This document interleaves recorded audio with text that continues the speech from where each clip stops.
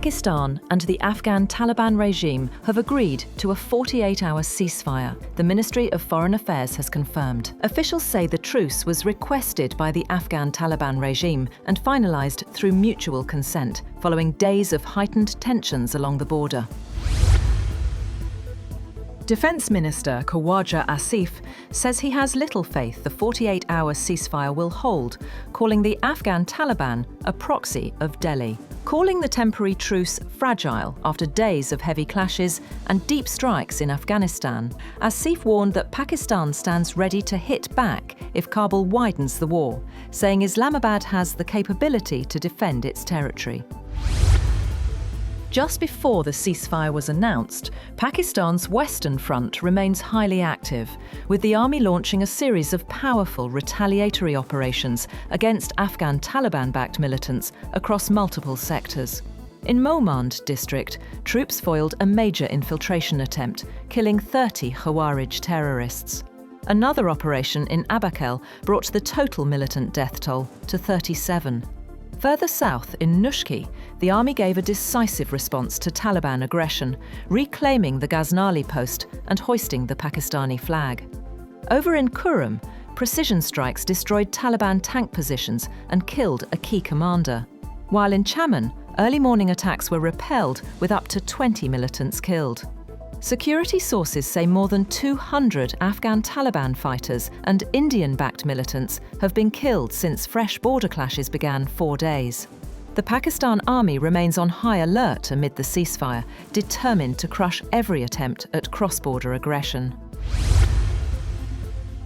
Meanwhile, Pakistan has kept all border crossings with Afghanistan closed to ensure national security after repeated provocations from across the border. The closure aims to curb illegal movement and protect trade convoys, as authorities maintain full control along the frontier. Chief of Army Staff Field Marshal Syed Asim Munir has called on President Asif Ali Zardari to discuss the country's internal and external security situation. During the meeting, Field Marshal Asim Munir briefed the President on the overall security environment, with a particular focus on the recent escalation along the Afghan border following aggressive and provocative actions by the Afghan Taliban regime.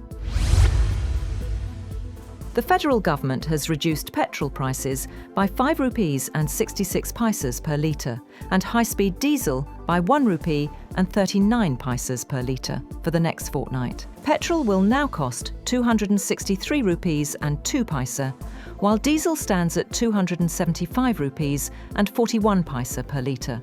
Prices of kerosene and light diesel have also been cut, with the new rates taking effect from midnight on OGRA's recommendation. The Federal Board of Revenue has extended the income tax filing deadline till October 31st, giving taxpayers more time after strong appeals from traders and tax associations. Officials say this is the final extension, as FBR prepares a major crackdown on high-profile non-filers. The tax body has also warned that people flaunting wealth on social media or spending lavishly without filing returns are now under close scrutiny. The International Monetary Fund has reached a staff-level agreement with Pakistan, paving the way for the release of $1.2 billion after approval from the fund's executive board. The IMF has praised Pakistan's recent economic progress, including its first current account surplus in 14 years. Finance Minister Mohammad Aurangzeb says Pakistan's ongoing reforms can drive sustainable, export-led growth. Speaking in Washington at the World Bank and IMF meetings, he called global rating upgrades a sign of economic stability. The minister said reforms in taxation, energy and finance are boosting competitiveness, lowering raw material costs and steering Pakistan toward an export-oriented economy. Gold prices in Pakistan continue their upward surge, hitting a new all-time high both locally and internationally. The price of 24-carat gold jumped by 5,800 rupees per tola, reaching 440,900 rupees in the local market, marking yet another record-breaking day for the precious metal. And Pakistan is set to launch its first hyperspectral satellite, HS-1, from China on October 19th. Suparco says the satellite will help improve farming, urban planning, and disaster forecasting. The launch is being called a major milestone.